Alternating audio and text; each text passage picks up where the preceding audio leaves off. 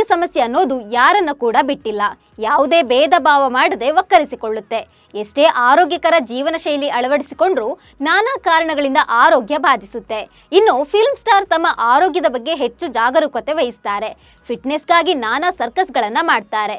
ತಿನ್ನೋ ಆಹಾರದಿಂದ ಹಿಡಿದು ಕುಡಿಯೋ ನೀರು, ನಿದ್ದೆ ಎಲ್ಲದರ ಬಗ್ಗೆ ಕಾಳಜಿ ವಹಿಸ್ತಾರೆ. ಆದರೂ ಅನೇಕ ಸೆಲೆಬ್ರಿಟಿಗಳು ನಾನಾ ಕಾಯಿಲೆಯಿಂದ ಬಳಲ್ತಿದ್ದಾರೆ. ಇತ್ತೀಚೆಗೆ ಫಹದ್ ಫಾಸಿಲ್ ಅವರಿಗೆ ವಿಚಿತ್ರ ರೋಗ ಇದೆ ಅನ್ನೋ ವಿಚಾರ ಗೊತ್ತಾಯಿತು. ಕೇವಲ ಫಹದ್ ಫಾಸಿಲ್ ಮಾತ್ರವಲ್ಲದೆ ಇನ್ನೂ ಹಲವರಿಗೆ ನಾನಾ ವಿಚಿತ್ರ ಕಾಯಿಲೆಗಳಿವೆ. ಸಲ್ಮಾನ್ ಖಾನ್, ರಣಬೀರ್ ಕಪೂರ್ ವರೆಗೂ ಹಲವು ಸೆಲೆಬ್ರಿಟಿಗಳು ವಿಚಿತ್ರ ರೋಗಗಳಿಂದ ಬಳಲ್ತಾ ಇದ್ದಾರೆ. ಅಷ್ಟಕ್ಕೂ ಯಾವ ಸೆಲೆಬ್ರಿಟಿಗಳು ಯಾವ್ಯಾವ ಕಾಯಿಲೆಯಿಂದ ಬಳಲ್ತಿದ್ದಾರೆ ಅಂತ ಹೇಳ್ತೇನೆ. ನಾನು ಶ್ವೇತಾ. ನೀವು ಸುದ್ದಿಯಾನದ ಸಬ್ಸ್ಕ್ರೈಬರ್ ಆಗೋದಕ್ಕೆ ಮರಿಬೇಡಿ.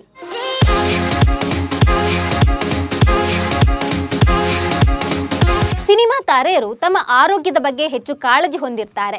ಸ್ವಲ್ಪ ಹೆಚ್ಚು ಕಮ್ಮಿ ಆದ್ರೂ ತಜ್ಞರ ಬಳಿ ಸಲಹೆ ಪಡ್ಕೊಳ್ತಿರ್ತಾರೆ. 100 ಗ್ರಾಂ ತೂಕ ಹೆಚ್ಚಾದ್ರೂ, 1 ಕಪ್ಪು ಕಲೆಯಾದ್ರೂ ತೀವ್ರ ಚಿಂತೆಗೆ ಒಳಗಾಗ್ತಾರೆ. ಇಷ್ಟೆಲ್ಲ ಆರೋಗ್ಯದ ಬಗ್ಗೆ ಮುತುವರ್ಜಿ ತೆಗೆದುಕೊಳ್ತಿದ್ರು ಕೆಲ ತಾರೆಯರು ಅಕಾಲಿಕ ಮರಣಕ್ಕೆ ತುತ್ತಾಗಿರುವ ಉದಾಹರಣೆಗಳು ನಮ್ಮ ಮುಂದಿವೆ.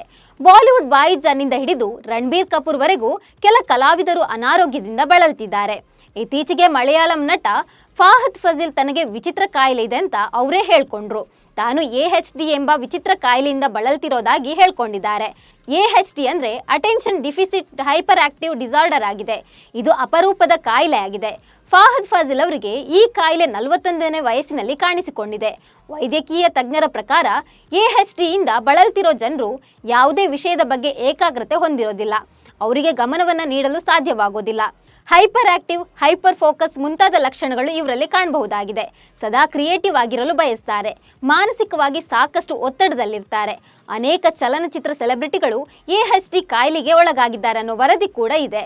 Will Smith, Ryan Gosling, Justin Timberlake, Jim Carrey, ದಿವಂಗತ ಬಾಲಿವುಡ್ ನಟ ಸುಶಾಂತ್ ಸಿಂಗ್ ರಜಪೂತ್, ಎಮ್ಮಾ ವ್ಯಾಟ್ಸನ್ ಮತ್ತು ಇತರರು ವಿವಿಧ ಸಂದರ್ಭಗಳಲ್ಲಿ ತನಗೆ ಈ ಸಮಸ್ಯೆ ಇದೆ ಅಂತ ಹೇಳ್ಕೊಂಡಿದ್ರು. ಇವರಷ್ಟೇ ಅಲ್ಲ, ಇನ್ನು ಕೆಲ ಸೆಲೆಬ್ರಿಟಿಗಳು ವಿವಿಧ ಕಾಯಿಲೆಗಳಿಂದ ಬಳಲ್ತಿದ್ದಾರೆ. ಇನ್ನು ವಯಸ್ಸು 58 ಆದ್ರೂ ಮದುವೆಯಾಗದ ಚಿರಯುವಕ ಬಾಲಿವುಡ್ ಬಾಯಿಜಾನ್ ಸಲ್ಮಾನ್ ಖಾನ್ ಸಹ ವಿಚಿತ್ರ ರೋಗದಿಂದ ಬಳಲ್ತಿದ್ದಾರೆ ಅಂತ ವರದಿಯಾಗಿದೆ. ಸಲ್ಮಾನ್ ಖಾನ್ ಟ್ರೈಗೆಮಿನಲ್ ನ್ಯೂರಾಲಜಿಯಾ ಎಂಬ ಕಾಯಿಲೆಯಿಂದ ಬಳಲ್ತಿದ್ದಾರೆ. ಇದು ಮುಖದಲ್ಲಿನ ನರಗಳ ಮೇಲೆ ಪರಿಣಾಮ ಬೀರುತ್ತೆ. ಇದೊಂದು ದೀರ್ಘಕಾಲದ ಕಾಯಿಲೆಯಾಗಿದ್ದು ರೋಗಿಗೆ ನೋವು ಉಂಟು ಮಾಡುತ್ತೆ. ಏಷ್ಯಾದ ಸೆಕ್ಸಿ ಮ್ಯಾನ್ ಎಂದೇ ಗುರುತಿಸಿಕೊಂಡಿರುವ ರಬ್ಬರ್ನಂತೆ ದೇಹ ಮಣಿಸುವ ನಟ ಅಂದ್ರೆ ಅದು ಹೃತಿಕ್ ರೋಷನ್. ಇವರು ಸಬ್ಡ್ಯೂರಲ್ ಹೆಮಟೋಮಾ ಎಂಬ ಸಮಸ್ಯೆಗೆ ತುತ್ತಾಗಿದ್ರು. ಬ್ರೈನ್ ಸರ್ಜರಿಗೆ ಒಳಗಾಗಿ ಇದಕ್ಕೆ ಚಿಕಿತ್ಸೆ ಪಡೆದುಕೊಂಡಿದ್ದಾರೆ.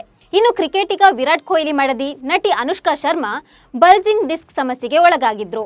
ಇದು ಬೆನ್ನು ಮೂಳೆಗೆ ಸಂಬಂಧಿಸಿದ ರೋಗವಾಗಿದೆ. ಅನುಷ್ಕಾ ಶರ್ಮಾ ಸದ್ಯ ಸಿನಿಮಾಗಳಿಂದ ದೂರ ಉಳಿದಿದ್ದು ಮಕ್ಕಳಿಗೆ ಮೊದಲ ಆದ್ಯತೆ ನೀಡಿದ್ದಾರೆ. ನಟಿ ಯಾಮಿ ಗೌತಮಿ ಕೆರಾಟೋಸ್ ಪರಾಲಸ್ ಎಂಬ ಸಮಸ್ಯೆಯಿಂದ ಬಳಲ್ತಿದ್ದಾರೆ. ಇದೊಂದು ಚರ್ಮಕ್ಕೆ ಸಂಬಂಧಿಸಿದ ಕಾಯಿಲೆಯಾಗಿದೆ. ಈ ಕಾಯಿಲೆಗೆ ತುತ್ತಾದವರ ಚರ್ಮ ಪದೇ ಪದೇ ಡ್ರೈ ಆಗುತ್ತಿರುತ್ತೆ. ಚರ್ಮದ ಮೇಲೆ ಕೆಂಪು ಉಬ್ಬುಗಳು ಕಾಣಿಸಿಕೊಳ್ತಿರ್ತವೆ.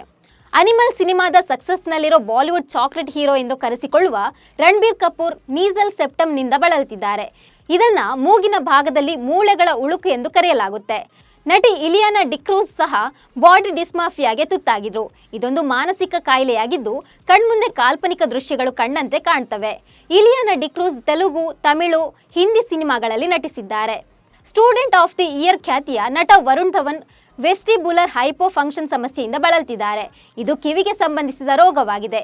ಕಿವಿಯೊಳಗಿನ ಒಂದು ಭಾಗ ಸಮರ್ಪಕವಾಗಿ ಕಾರ್ಯನಿರ್ವಹಿಸದಿದ್ದಾಗ ಈ ಸಮಸ್ಯೆ ಬರುತ್ತೆ. ಬಾಲಿವುಡ್ ಬಿಗ್ ಬಿ, ಸಿನಿ ಲೋಕದ ದಿಗ್ಗಜ ಅಮಿತಾಬ್ ಬಚ್ಚನ್ ಮೈಸ್ಟೇನಿಯಾ ಗ್ರಾವಸ್ ಸಮಸ್ಯೆಯಿಂದ ಬಳಲ್ತಿದ್ದಾರೆ. ಈ ಸಮಸ್ಯೆ ಅಸ್ಥಿಪಂಜರದ ಸ್ನಾಯು ದೌರ್ಬಲ್ಯಕ್ಕೆ ಕಾರಣವಾಗುತ್ತೆ. ಕೂಲಿ ಸಿನಿಮಾ ಶೂಟಿಂಗ್ನಲ್ಲಾದ ಗಾಯದಿಂದ ಅಮಿತಾಬ್ ಬಚ್ಚನ್ ಇಂದು ಸಹ ಈ ಸಮಸ್ಯೆ ಎದುರಿಸುತ್ತಿದ್ದಾರೆ. ಇದು ಸೆಲೆಬ್ರಿಟಿಗಳ ಅನಾರೋಗ್ಯದ ಬಗೆಗಿನ ಅಪ್ಡೇಟ್ಸ್. ನಮಸ್ಕಾರ.